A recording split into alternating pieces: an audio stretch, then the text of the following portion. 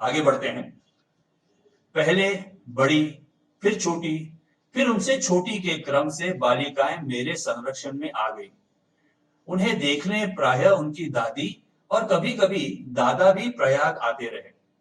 तभी राजेंद्र बाबू की सहधर्मिणी के निकट संपर्क में आने का अवसर मिला।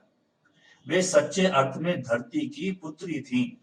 वे साध्वी, सरल, क्षमामयी, सबके प्रति ममतालु और असंख्य संबंधों की सूत्रधारिणी थी।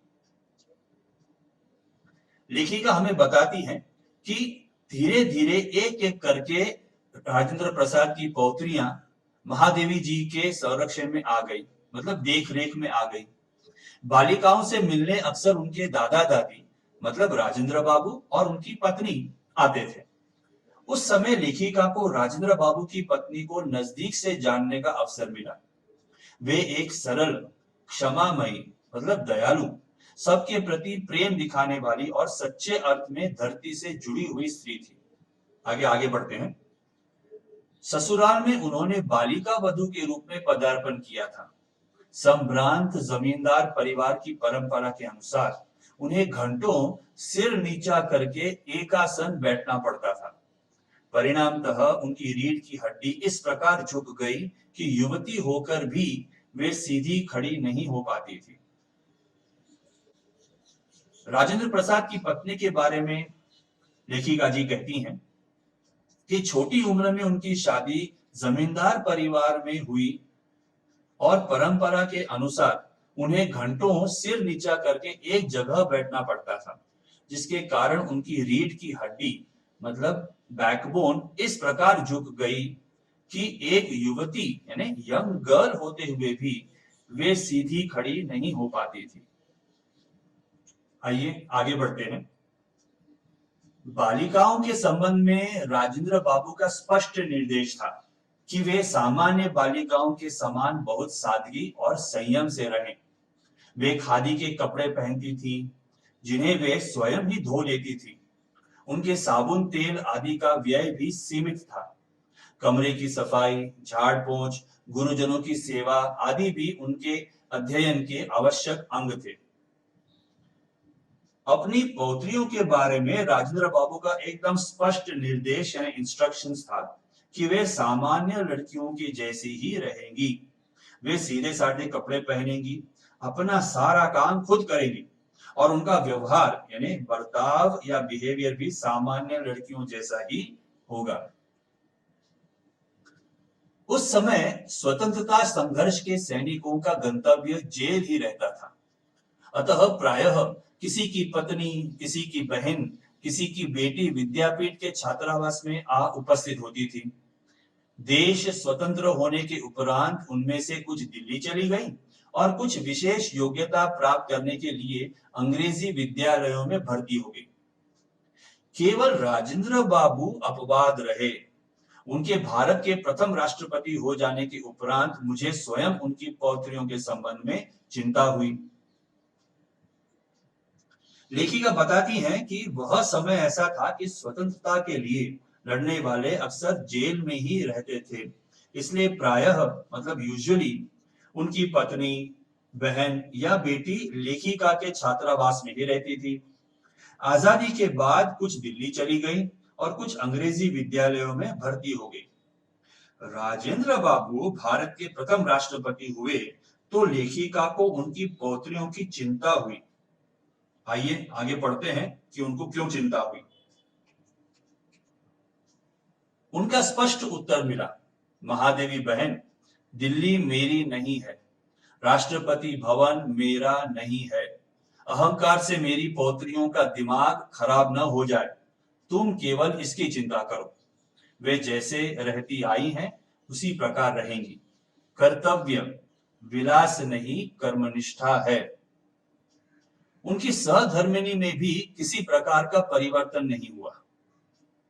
जब राष्ट्रपति भवन में उनके कमरे में संलग्न रसोई घर बन गया, तब वे दिल्ली गई और अंत तक स्वयं भोजन बनाकर सामान्य भारतीय गृहिणी के समान पति, परिवार तथा परिजनों को खिलाने के उपरांत स्वयं अन्न ग्रहण करती थी।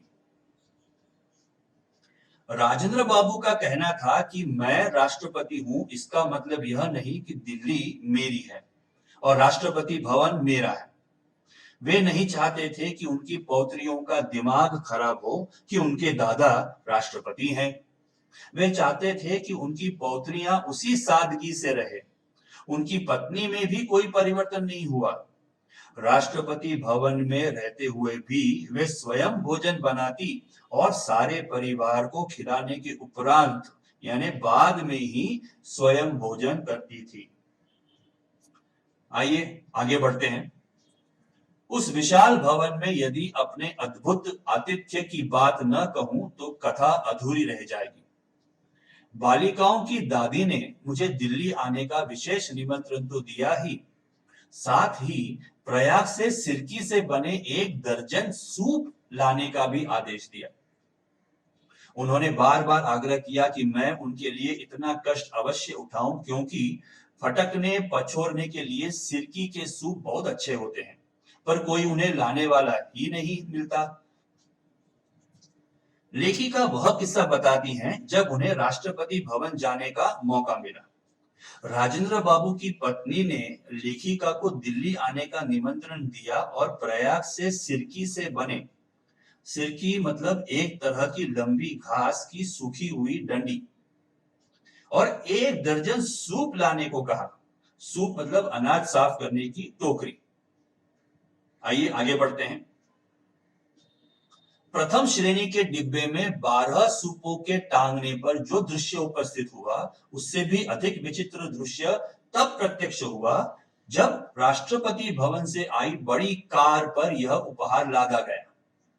राष्ट्रपति भवन के हर द्वार पर सलाम ठोकने वाले सिपाहियों की आंखें विस्मय से खुली रह गई। ऐसी भेंट लेकर कोई अतिथि न कभी वहां पहुंचा था न पहुंचेगा, पर भवन की तत्कालीन स्वामिनी ने मुझे अंक में भर लिया। लेखिका हमें बताती हैं कि 12 सूपों को ट्रेन में प्रथम श्रेणी यानी फर्स्ट क्लास के डिब्बे में ले जाते हुए लेखिका को बड़ा अजीब महसूस हुआ। राष्ट्रपति भवन जाने के लिए जो कार आई, उस पर 12 सूप रखे गए। दरवाजे पर खड़े सिपाही तो सारे आश्चर्यचकित हो गए। ऐसी भेंट लेकर कोई भी वहां नहीं पहुंचा था। आइए आगे बढ़ते हैं। राजेंद्र बाबू तथा उनकी सहधर्मिणी सप्ताह में 1 दिन अन्न नहीं ग्रहण करते थे। संयोग से मैं उनके उपवास के दिन ही पहुंची, अतः उनकी यह जिज्ञासा स्वाभाविक थी कि मैं कैसा भोजन पसंद करूंगी। उपवास में भी आतिथेय का साथ देना उचित समझकर मैंने निरन्न भोजन की ही इच्छा प्रकट की। फलाहार के साथ उत्तम खाद्य पदार्थों की कल्पना स्वाभाविक रहती है।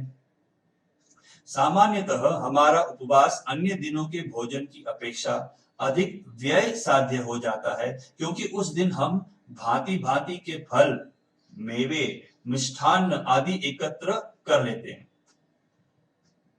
अपने राष्ट्रपति भवन के अनुभव को बताते हुए लेखिका आगे कहती हैं कि राजेंद्र बाबू और उनकी पत्नी सप्ताह में 1 दिन उपवास करते थे, और संयोग से मतलब बाय चांस लेखिका भी उपवास के दिन ही वहां पहुंची।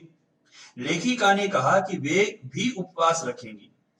अब आमतौर पर मतलब नॉर्मली उपवास के दिन हम फल, मेवे या मिष्ठान्न मतलब मिठाई एक्सेट्रा खाते हैं, मतलब आम दिन से ज्यादा महंगा खाना खाते हैं। आइए पाठ के अंत की ओर बढ़ते हैं। ध्यान दीजिए, पढ़िए मेरे साथ साथ। मुझे आज भी वह संध्या नहीं भूलती जब भारत के प्रथम राष्ट्रपति को मैंने सामान्य आसन पर बैठकर दिन भर के उपवास के उपरांत केवल कुछ उबले आलू खाकर पारायण करते देखा। मुझे भी वही खाते देखकर उनकी दृष्टि में संतोष और ओंठों पर बालकों जैसी सरल हंसी छलक उठी। जीवन मूल्यों की परख करने वाली दृष्टि के कारण उन्हें देश रत्न की उपाधि मिली, और मन की सरल स्वच्छता ने उन्हें अजात शत्रु बना दिया। अनेक बार प्रश्न उठता है, क्या वह सांचा टूट गया जिसमें ऐसे कठिन कोमल चरित्र ढलते थे? तो अंत में लेखिका हमें कहती हैं कि वह संध्या नहीं भूल सकती जब दिन भर के उपवास के बाद भारत के प्रथम राष्ट्रपति को केवल उबले आलू खाते हुए देखी।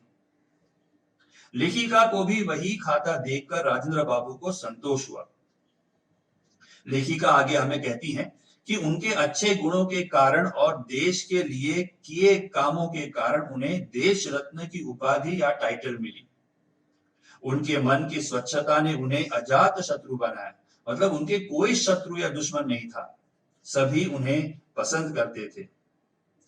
लेखिका कहती हैं कि ऐसा इंसान न पहले जन्मा था न आगे जन्मेगा।